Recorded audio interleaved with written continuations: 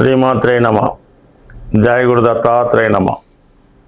ఈ వీడియోలో మనం ధనుసు రాశి వారికి ఆగస్టు నెల మాస ఫలితాలు తెలుసుకునే ప్రయత్నం చేద్దాం. మరి ధనుసు రాశి వారికి ఈ నెలలో శనిగ్రహ వక్రగమనం వల్ల వీరి యొక్క చిరకాల కోరిక ఏదైతే సొంత గృహం కొనుక్కోవాలి, లేదంటే పాతగా ఉన్నటువంటి తన యొక్క గృహాన్నో ఆస్తినో డిస్మాంటిల్ చేసి మళ్ళా కొత్తగా నిర్మించుకోవాలనే మీ ఆలోచన నెరవేరే అవకాశం ఉంది. ఏదైనా ఈ ధనుసు రాశి వారికి సొంత ప్రాంతంలో ఎక్కడైతే పుట్టి పెరిగి చదువుకున్నారో ఆ ప్రాంతంలో పెద్దగా వీళ్ళకి అభివృద్ధి రావడం అన్నది కష్టమవుతుంది. వేరే ప్రాంతానికి మారిన తర్వాత అక్కడ మీ యొక్క అభివృద్ధి, మీ స్థిరాస్తి అభివృద్ధి చెందడం జరుగుతుంది. ఆ విధంగా ప్రస్తుతం ఎవరైతే ఇతర ప్రాంతంలో ఉన్నారో వారి యొక్క ఆశయం నెరవేరే అవకాశం ఉన్నది. ఇది ఏదో విధంగా సొంత గృహానికి కావాల్సినటువంటి ఏర్పాట్లు చేసుకోవడం కానీ, ప్రాథమికంగా దాని యొక్క ఫార్మాలిటీస్ పూర్తి అవ్వడం కానీ జరిగే అవకాశం ఉంది. అలాగే వృత్తి సంబంధించిన విషయాల్లో కొత్తగా మీరు మీ యొక్క వృత్తి వ్యవహారాల్ని, వ్యాపార వ్యవహారాల్ని మార్చే అవకాశం ఉన్నది. అంటే ఒక ప్రాంతంలో ఉన్నటువంటి మీ యొక్క సంస్థని వేరే ప్రాంతంలోకి అభివృద్ధి చేసే విధంగా అవకాశాలు ఎక్కువగా కనబడుతున్నాయి. దానివల్ల మీ వ్యాపార విస్తరణ జరుగుతుంది. ధన విషయంలో మీకు పెద్దగా ఇబ్బంది పడక్కర్లేదు. మీ యొక్క ప్రయత్నానికి ఏదో విధంగా సమయానికి ధనం రావడం, ఆ పని పూర్తి అవ్వడం జరుగుతూ ఉంటుంది. అయితే ఏదైనా మీరు ఏ ప్రయత్నం చేసినా మీ యొక్క కుటుంబ సభ్యుల నుంచి వ్యతిరేకత రావడం మొదలెడుతూ ఉంటుంది. మీ యొక్క అభివృద్ధికి కొంతవరకు మీ కుటుంబ సభ్యులు కారణమవుతుంటారు. అలాగే మీ యొక్క అభివృద్ధి కాకుండా కూడా వాళ్ళే కారణం అవుతూ ఉంటారు. సో ఏదైనా నిర్ణయం మీదే కాబట్టి ఇటువంటి చిన్న చిన్న విమర్శలు వచ్చినప్పుడు దాన్ని పక్కన పెట్టి మీకు ఏదైతే కరెక్ట్, ఏదైతే పర్ఫెక్ట్ అనుకుంటారో ఆ విధంగా వెళితేనే మీరు అనుకున్న గమ్యాన్ని చేరగలుగుతారు. మీ యొక్క కుటుంబ సభ్యులకు విలువిచ్చినప్పుడు ఏదైనా ఒక అభిప్రాయ భేదం రావడం, ఆ పని, ఆ ప్రయత్నం అక్కడితో ఆగడం జరుగుతూ ఉంటుంది. ఏదైనా ప్రయత్నం చేయండి, ఫలితం పొందుతారు. మరి గురువు కూడా ప్రస్తుతం సప్తమ స్థానంలో ఉండడం వల్ల చాలా వరకు ఆధ్యాత్మిక సంబంధించిన కార్యక్రమాల్లో ఎక్కువగా పాల్గొనడం జరుగుతూ ఉంటుంది. ప్రతిదీ కూడా మనం ఈ పని చేయొచ్చా, నిజాయితీగా ఉందా, దీనివల్ల ఎవరికైనా ఇబ్బంది కలుగుతుందా, అవన్నీ కూడా ఆలోచించి ఎవరికి అపకారం లేకుండా, ఎవరికి ఇబ్బంది లేకుండా మీ యొక్క ప్రయత్నం నెరవేరడం జరుగుతూ ఉంటుంది. అయితే కొన్ని పనులు ఆలస్యమైనప్పుడు కూడా సక్సెస్ కంపల్సరీగా ఉంటుంది. కాబట్టి మీరు ఏదైతే చేద్దాం అనుకున్నారో నిర్భయంగా ముందుకు వెళ్ళడం మంచిది. అయితే వివాహ ప్రయత్నాలు చేస్తున్న వారికి కంపల్సరిగా మీకు ఆగస్టు 20వ తారీఖు లోపల అమ్మాయి అయితే మంచి పొజిషన్లో ఉన్నటువంటి, మంచి పర్సనాలిటీ కలిగినటువంటి అబ్బాయి రావడం జరుగుతుంది. అలాగే అబ్బాయి అయితే జీవితంలో ఊహించని విధంగా అంత అద్భుతమైనటువంటి, అందమైనటువంటి పెళ్లి కుమార్తె మీకు రావడం జరుగుతూ ఉంటుంది. బట్ ఏదైనా ఇది ఒక మంచి అవకాశం మీరు నిర్ణయం తీసుకోవడానికి. ఏదైనా వివాహం అన్నది కంపల్సరీగా ఈ సమయంలో జరగడం కానీ, నిశ్చితార్థం కానీ జరిగే అవకాశం ఉంది.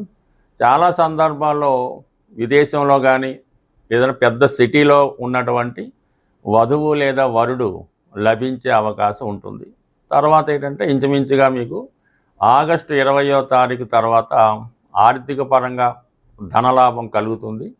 అయితే వృత్తిలో కూడా మార్పు కానీ, ప్రమోషన్ కానీ వచ్చే అవకాశం ఉన్నది. అంటే దశమాధిపతిగా ఉన్నటువంటి బుధుడు ప్రస్తుతం అష్టమ స్థానంలో సంచరిస్తూ ఈ శుక్రగ్రహంతో కలిగడం వల్ల ఆటోమేటిక్గా మీలో ఉన్నటువంటి టాలెంట్ పెంచుకుంటారు. విద్యార్థులకైతే ఉన్నత విద్యా అవకాశాలు వస్తాయి. ఏదైనా వృత్తిలో ఉన్నవాళ్ళు దాన్ని ఇంకా ఇంప్రూవ్మెంట్ చేయడం, మీ యొక్క సామర్థ్యాన్ని, అలాగే మీ యొక్క ఆఫీస్ యొక్క అట్మాస్ఫియర్ని బాగా ఇంప్రూవ్మెంట్ చేయడం జరుగుతూ ఉంటుంది. దాన్ని బట్టి మీకు ఎక్కువగా వృత్తిపరమైన ఆదాయం లభిస్తుంది. వృత్తిలో కొన్ని మార్పులు కూడా లభిస్తూ ఉంటాయి. అలాగే వాహన యోగం, స్త్రీ లాభం కూడా కలుగుతూ ఉంటుంది. అలాగే అమ్మాయిలకైతే మరి అదృష్టవశాత్తు వారికి కొత్త ఉద్యోగం రావడం కానీ, వివాహంలో ఉన్నటువంటి సమస్యలు తొలగడం, ఇవన్నీ కూడా బుధుడు ఈ ధనుసు రాశి వారికి అటు సప్తమ భావానికి, దశమ భావానికి కారణం అవుతూ ఉంటాడు. ఒక విధంగా బాధకుడు అవుతూ ఉంటాడు అన్నమాట. అందువలన ప్రతి ధనుసు లగ్న జాతకులకి జీవిత భాగస్వామి బాధకుడుగానో బాధకురాలుగానో ఉండడం జరుగుతూ ఉంటుంది. అంటే మీరు చేసే ప్రతి పనిని విమర్శించడం, ఏదో విధంగా దాన్ని ఇబ్బంది పెట్టడం, ఈ విధంగా చికాకు పెడుతూ ఉంటారు. ఇవన్నీ పట్టించుకోకుండా మీరు ముందుకెళ్తే ఏదైనా ఈ ధనుసు రాశి వారికి వివాహం బాగుంది, భార్య మంచి భార్య వచ్చింది, ఖచ్చితంగా వాళ్ళ ఉద్యోగం కానీ వ్యాపారం కానీ 100% బాగుంటుంది.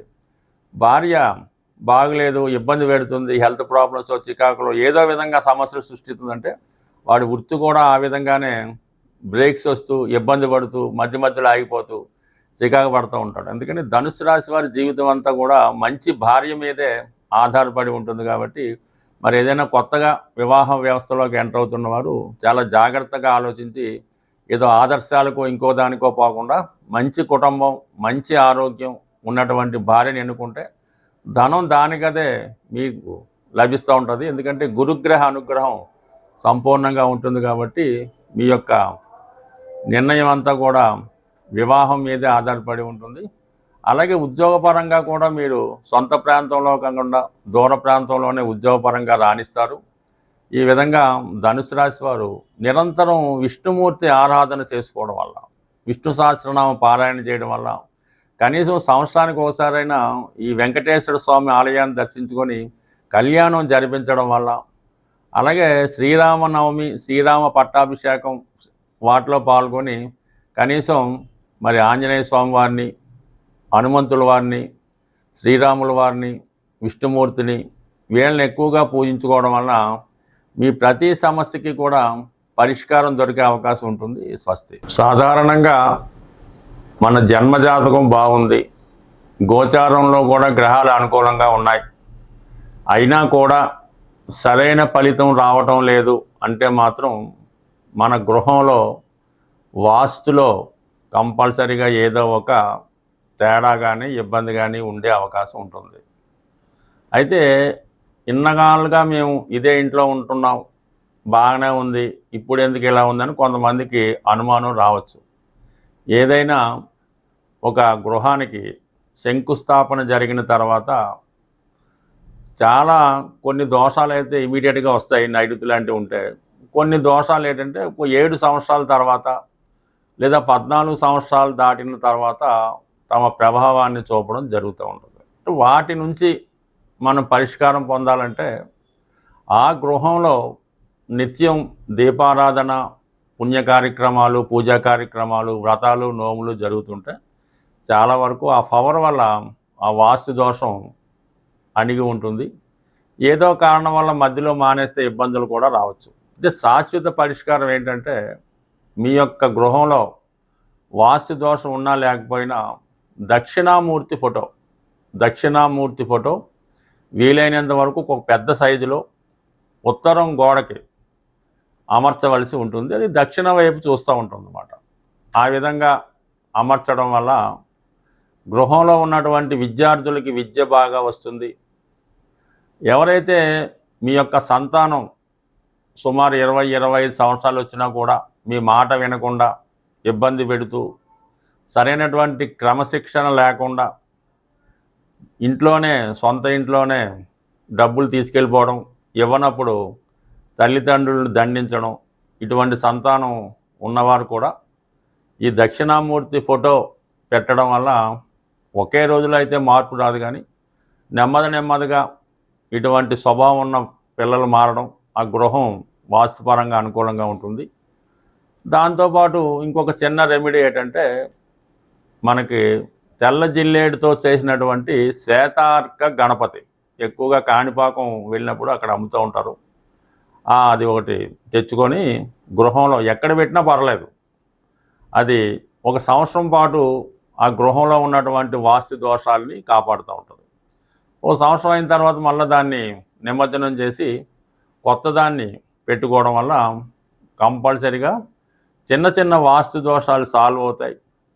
అలాగే తరచూ ఈ మోటార్ సైకిల్ కానీ కార్లు కానీ యాక్సిడెంట్లు అవుతున్నాయి అనుకున్నప్పుడు కూడా వాళ్ళు ఆ కారులో ఈ తెల్ల జిల్లేడుతో చేసినటువంటి విఘ్నేశ్వరుడు యొక్క ప్రతిమని పెట్టుకోవడం వల్ల ఆ సమస్యల నుంచి బయటపడడం జరుగుతూ ఉంటుంది. సహజంగా ఈ తెల్ల జిల్లేడు చెట్టు ఒక 100 సంవత్సరాలు ఆ పైన ఉన్నప్పుడు సహజంగానే వాటి వేర్లు వినాయకుడి రూపంలో ఏర్పడడం జరుగుతుంది. అదృష్టవశాత్తు అది ఎవరికన్నా లభిస్తే అలా మొత్తం ఏ విధంగా కటింగ్ చేయకుండా ఆ రూపాన్ని అలాగే తీసుకొచ్చి మన గృహంలో కానీ లేదంటే దానికి ఒక దేవాలయం కట్టి పూజించుకోవడం వల్ల ఎన్ని తరాల నుంచి వచ్చినటువంటి ఇబ్బందులన్నా తొలుగుతాయి. ఎంత గొప్ప రోగమైన నుంచైనా బయటపడడం జరుగుతూ ఉంటుంది. ఇది సాధారణంగా వాస్తుపరమైన సమస్యలు ఉన్న వాళ్ళకి. ఇంకా జనరల్ ప్రాస్పరిటీ నిమిత్తం ఒక చిన్న పరిహారం ఎక్కువగా ఇది ఉత్తరాదిలో ఈ ఒరిస్సా ప్రాంతంలో కానీ బీహారు లేదంటే యూపీ ప్రాంతంలో ఎక్కువగా వాడుతూ ఉంటారు. ఏదైనా ఒక ప్లాస్టిక్ కవర్లో ఒక యాలక్కాయ 1 కానీ 5 కానీ, అలాగే లవంగాలు ఒక 5, కొద్దిగా కుంకుమ పువ్వు, కొద్దిగా పటిక బెల్లం అంటే పటిక బెల్లం ముక్కలు ఒక 5, అలాగే కొద్దిగా సింధూరం. ఈ 5 వస్తువులు కూడా 5 సంఖ్య వచ్చేలాగంటే వచ్చే 5 సంఖ్యలో కొన్ని వేసుకొని ఒక కవర్లో పెట్టుకొని అది ఏదైనా ఇష్టదైవం పాదాల వద్ద ఉంచి మీ మనసులో కోరిక చెప్పుకొని మీరు దాన్ని పాకెట్లో పెట్టుకోవడం. అంటే ఎప్పుడూ కాదు, ఎప్పుడన్నా కోర్టు సమస్య ఉంది, ఉద్యోగం ఇంటర్వ్యూ ఉంది, అప్పు కోసం వెళ్తున్నాం, ఇలాంటి సమయంలో ఇది తయారు చేసి మీరు జేబులో పెట్టుకొని ఆ పని మీద వెళ్ళండి. కంపల్సరీగా ఆ పని పూర్తవుతుంది. పూర్తయిన తర్వాత దాన్ని ఏదన్నా హోమంలో కానీ అగ్నిలో కానీ లేదంటే పారే నదిలో కానీ పారవేయడం వల్ల ఈ సక్సెస్ రావడం ఎక్కువగా జరుగుతూ ఉంటుంది. తరచూ సింధూరం బొట్టు పెట్టుకున్నా కూడా ఎటువంటి ఫలితం అన్నా రావడం జరుగుతూ ఉంటుంది. ఇలాగ అనేక పరమైనటువంటి సమస్యలకి చిన్న చిన్న తాంత్రిక పరిహారాలు కూడా ఉండడం జరుగుతూ ఉంటుంది. అలాగే మానసిక అశాంతితో మీ యొక్క పిల్లలు ఎవరైనా ఇబ్బంది పడుతుంటే, లవ్ ఫెయిల్యూర్స్ ఉన్నవాళ్ళు మానసిక అశాంతితో ఉంటే వాళ్ళు తలగడ కింద ఒక ఉల్లిపాయ అంటే వెల్లుల్లిపాయ పెట్టడం వల్ల వాళ్ళ తల కింద ఒక తెల్ల ఉల్లిపాయ అంటే మనకి వెల్లుల్లిపాయ పెట్టడం వల్ల ఇలాంటి మానసిక రోగులుగా ఉన్నవాళ్ళు నెమ్మదిగా దాని నుంచి బయటపడడం జరుగుతూ ఉంటుంది. సో ఏదైనా ఒక దీర్ఘకాలిక వ్యాధి అయినా ఏదైనా మామూలుగా వైద్యం చేసుకుంటూ కొన్ని చిన్న చిన్న రెమెడీస్ చేసుకోవడం వల్ల వాటి తగ్గుతాయి. ఎక్కువగా మీకు ధనం నిలవ ఉండాలి, ఐశ్వర్యవంతులు కావాలంటే ఒక అద్భుతమైన రెమెడీ ఏంటంటే శివాలయంలో మారేడు దళాలతో పూజ చేస్తూ ఉంటారు. అటువంటి మారేడు దళం ఒకటి తీసుకొని మీ పర్సులో పెట్టుకోండి. అది ఎంత ఐశ్వర్యాన్ని ఇస్తుందో మీరే ఆశ్చర్యపోతారు. స్వస్తి.